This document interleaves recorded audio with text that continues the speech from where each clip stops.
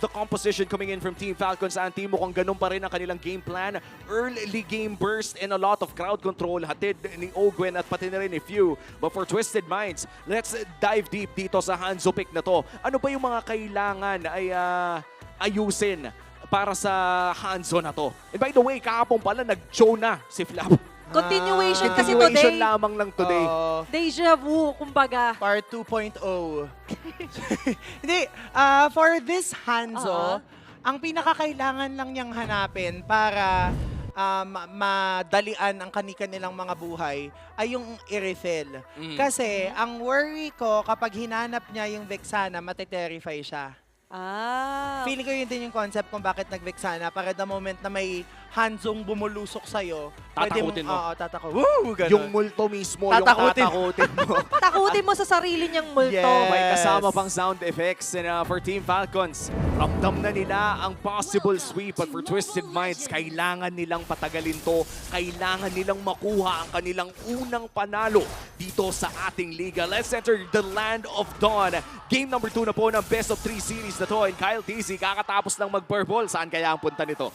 May layo-layo ang kanyang mga tinitignan. Kumbaga, advanced thinking here for Kyle TZ. And aside from that, balikan nga natin yung takutan serye later on na pwede nga natin i-expect. But sa ngayon, ito pa rin yung presence talaga na pag meron kang Jawhead, nakakampi. Yes. Gusto ko lang din na banggitin. Sorry. Oo. Sige, ituloy mo. Oo, okay yan. Kasi yung Jawhead talaga, ang tendency ng Jawhead, di ba, yung opposite, yun yung ililish niya para mabilis.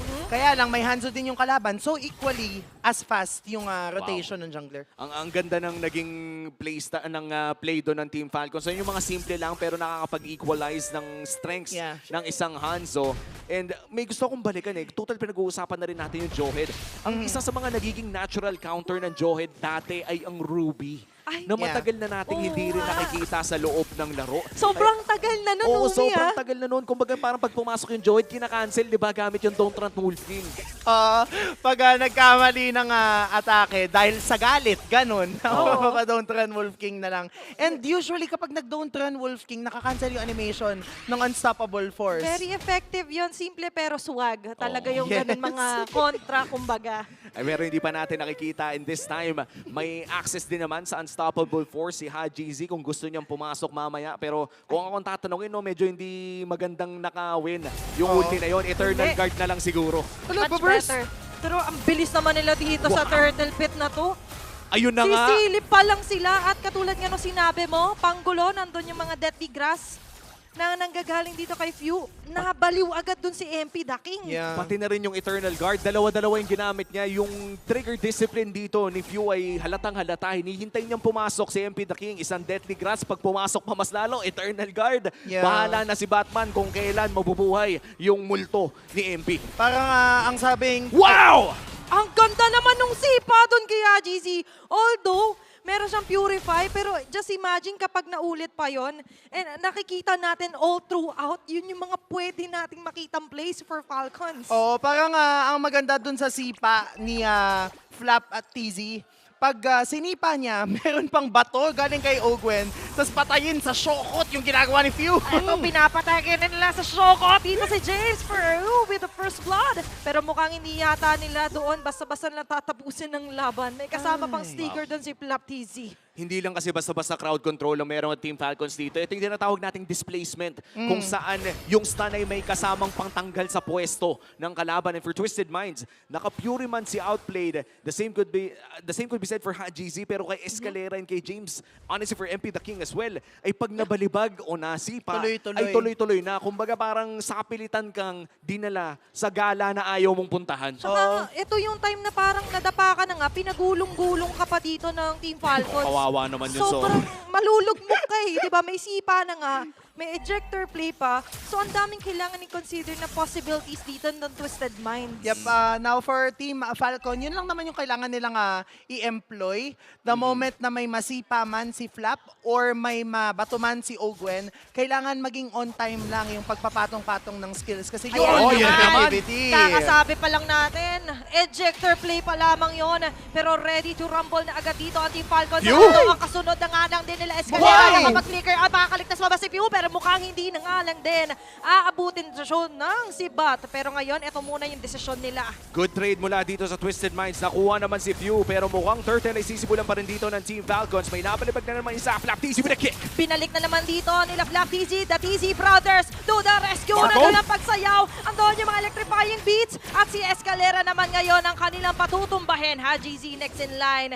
Ginaya na nga lang din yung ulti dito ni Cal TZ, but still Team Falcon sa makakalamang. Parang ang hirap palang pumasok sa mga turtle take ng Team Falcons. Walang makitang panalo yung Twisted Mind sa mga maagang skirmish na nangyayari. All because of the crowd control coming and displacement coming from Team Falcon. Sumama si Super Marco, nararamdaman na yung bawas coming from the heavy crossbow, and yung pagsayaw coming from Kyle TZ, yun yung naging effective para sa kanila. Kaya kung titignan natin dito sa ating instant replay, this is the layering that we are talking about. Wala man si Few, their kit is more than enough to tear down James. At habang nangyayari yun no, at Athena may kaganapan pala hanggang dun sa taas, oh. Gusto nila laging may ganap dito na nakikita natin for Team Falcons. Wala silang inaaksaya na oras, and especially onto the spacing.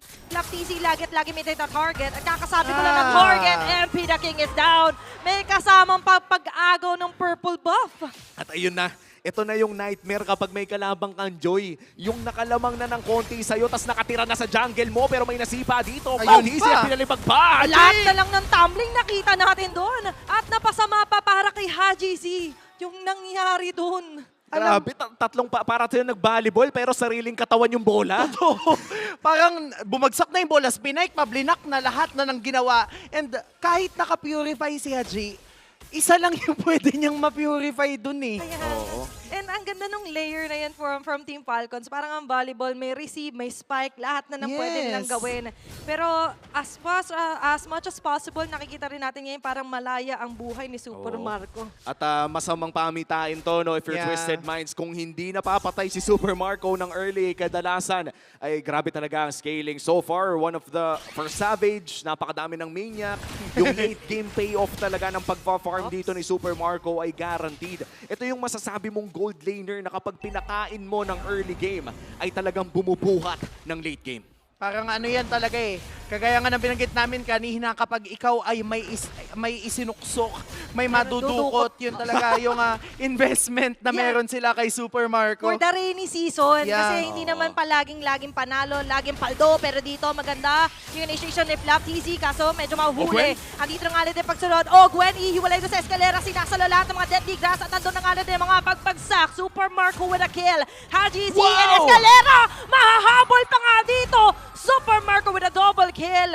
At mukhang ito na nga muli ang magandang trade-off. Hindi nga trade eh. Magandang pagkuha ng Team Falcons. Oo, turtle kills ang magiging trade lamang dito ng Twisted Minds ay yung Torre doon sa may bandang itaas, pero mukhang Hindi hindi pa pa ata. makakakuha ng isa. Isa Alaka. lamang kanya nakuha kay TZ. Outplayed, kailangan mo ng tumakbo! Si Outplayed pa ang ma-outplay dito. May kasama pang recall. The TZ Brothers is alive.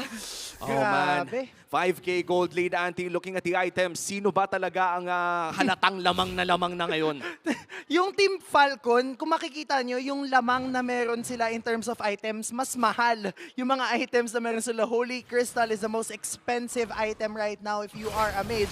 And meron na niyan ngayon, itong si Kyle TZ. Oo. So ngayon, ito rin yung medyo pricey na move para dito sa Twisted Minds. Boy, si Ogwen. Sila sumusugal na nga lang din, humahabol doon si MP the King. Gwen is down. Kyle! Kyle doon sa pinakalikot na target doon. Sila Haji Z and Jace, napakasakit. Andun na mga free hit galing kay Super Marco. Aatras ng konti dito ang mga members ng Twisted Minds. That was honestly amazing coming in from Twisted Minds. Laki na ng lamang ng Team Falcons, pero nakahanap pa rin sila ng malinis na pitas at walang trade na nakuha para doon. Mukhang ito na naman tayo, mid-game, signs of life mula sa Twisted Minds. Nakakaramdam tayo ulit ng isa pa nagbabadya na sipa dito kay Flaptz. Ready na yung Wave to Dragon.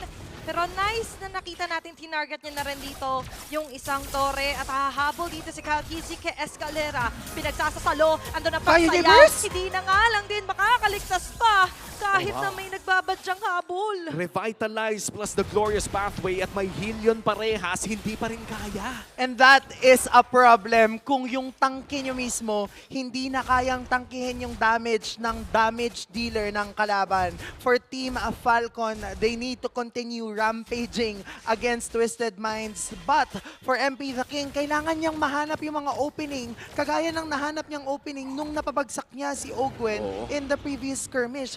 Either Few or Super Marco, yun lang yung kailangan niyang tantusan. Medyo mahirap na ito for Twisted Minds as the first lord of the game spawns. 7K ang lamang ng Team Falcons. Ogwen ay nagbabantay lamang ng mga entrances ng Lord Pit na ito. Escalera man ay nakapasok, mukhang magbibigay siya ng espasyo for Twisted Minds na makapasok kahit na papano.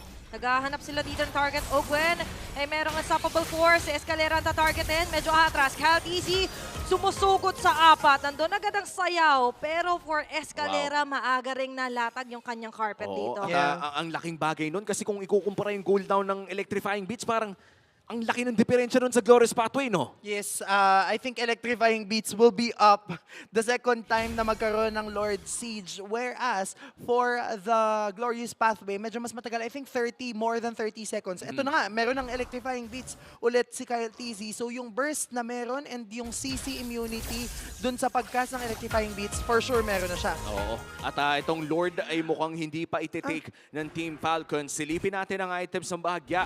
Yung Joy ay napakasakit na talaga. Mayroon pang Wishing respect, may Lantern. Wishing Lantern pang kinuha. Kaya naman pala pumuputok yung mga tanks ng side ng Twisted Minds. And finally, they are starting the Lord. Nagpakita din kasi yung Moskov sa taas. Kaya ganun din katapang kanina si Calteezy na umuna di ba? Una-ulo, Anak kaso andyan ko. na sipa. Si Escalera na naman na nanlalambot sa harap ng Team Falcon sa mawawala. Palumag Joseph Lapman. Nag-practice mag-Joe. Pare-pareho Grabe. silang pwedeng umandal ng hero na ito. And just imagine, no, ang ganda lagi no sequence silang dalawa ni Ogwen. Oo. Kanina, pinag-usapan natin yung Electrifying Beats. I think nakaka-help din yung temporal rain na meron dito. Itong si Kyle TZ, si MP The King ay hindi magiging enough ang damage output para pabagsakin si Flap TZ. Because now, I think with this 8.3k gold lead, enough na yung defensive items na meron si Flap. At last game, hindi nagamit ng Team Falcons para kumuha ng inhibitor turret against Twisted Minds sa kanilang pinakaunang Lord. And maybe natuto na sila doon at mas malaki ang kanilang gold lead ngayon. Big chance na makakuha ng inhibitor turret dito ang Team Falcons. Looking at the defenses of Twisted Minds, maganda din na may Eternal Guard si Haji Z. Yeah. Maganda tong pang-clear of Everman, pero ito na nga lang din ang pamumuro ng Team Falcons. High risk, high reward, pero naging high risk, high blood yung ibang mga members dito ng Twisted Minds. Dahil sa ngayon, sila yung mapipilitan na dumepensa. Isa para sa isa ang babagsak, dalawang rover ang wala. But still, makikita natin na magandang depensa para sa Twisted Minds. Oh wow, great defense na naman para dito sa Twisted Minds. Natapos na ang Lord push at wala pa ring nakuhang inhibitor turret ang Team Falcons. Medyo naging aggressive doon si Ogwen. The intention was there, kaya lang apat lang Ayun sila na. doon. Kasi nasa taas pa si Kyle TZ nung sinubukan niyang mag-set up. Kaya naman hindi nag-effective ang kanyang ginawa. Ayun, no? Grabe rin si Calteezy dito, no? Anong shadow? Ang ulti. Wala siyang paki kung may multo man. At napakababa na rin kasi ng cooldown ng Electrifying Beats. A massive 10k gold lead ang ating natutunghayan ngayon in Team Falcons' favor. And tingnan natin ang ating gold difference. 3,000 na ang lamang dito ni Joy against the Hanzo. Wow. Talk about that. Isang buong item na yan eh. Yep. Holy Crystal na yan, men. And yun yung sinasabi natin kanina, no, na in terms of lead, because mas malaki yung lead na meron itong si Kyle TZ against the Hanzo, which is understandable kasi yung Hanzo hindi nagkakaroon ng espasyo, mas masakit yung damage niya. Pero andito na nga lang din na ibang mga members sa Twisted Wow. Minds. Buong akala nila may mahuhuli na sila, pero mukhang sila pa ang masuhulihin dito ni Black TZ. Ayun lang. Naabutan si Escalera! Super Marco with a super kill. At nandito na nga lang din Ogwen? ang pagsugat. Ang Unstoppable Force, wala na yata pa makakapigil pa sa kanya. Si Aubrey mawawala na nga lang. Alam ka! Beyond in the front, making it a double kill. Let's make it a triple kill pa nga. Chase with a shutdown kill. Pero apat ang nawala para dito sa kupunan ng Twisted Minds. Nag-init ang TZ Brothers. Dalawa ang nawala para sa Falcons. And for Twisted Minds, isa lamang ang dedepensa. Naku! 5 segundo para kay Escalera. James kontra sa 3. Ano kaya ang gagawin niya para makadepensa dito? Diretso lang ang tingin. Gustong-gusto niya i-clear to. Nag-aantay siya na makakasama. Mabubuhay naman na si Escalera. So still, makakahinga pa kahit papano dito ang Twisted Minds. Oo. 3 inhibitor turret, anti at magkakalord pa. Luging-lugi ang Twisted Sumibat! Minds. Oh, Sumibat! sumama! Nandito na! Sumalubong! Palaban! Nandito na nga lang din na maganda Palakap! na mga ultimates. Kaso nga Outblade! lang si Outblade naipit. At nakuha rito nila Super Marco Oh my Escalera. The only man remaining dito sa may bandang Jungle Cup ay tatanggalin na rin with a triple kill ni Super Makmak. They took the gamble. Binato ni Outplay ang Spear of Destruction at sinugal nila ang larong ito. Ngayon, magbabayad sila ng presyo. Mapipitas nga ba ang bulletproof na si Marco? Medyo mas mataas ang presyo dito dahil nandito nakatutok ang mga Falcons. Dire-diretso lang ang tingin. Tinanggal na rin si MP Dakingaji. He's the only man left. Pero diretso lang ang tingin. Team Falcons securing a sweep. At para sa second match ng hapong ito ay sweep na naman ang ating nakita. Team Falcons ang nanaig against Twisted Minds. Almost, but not quite.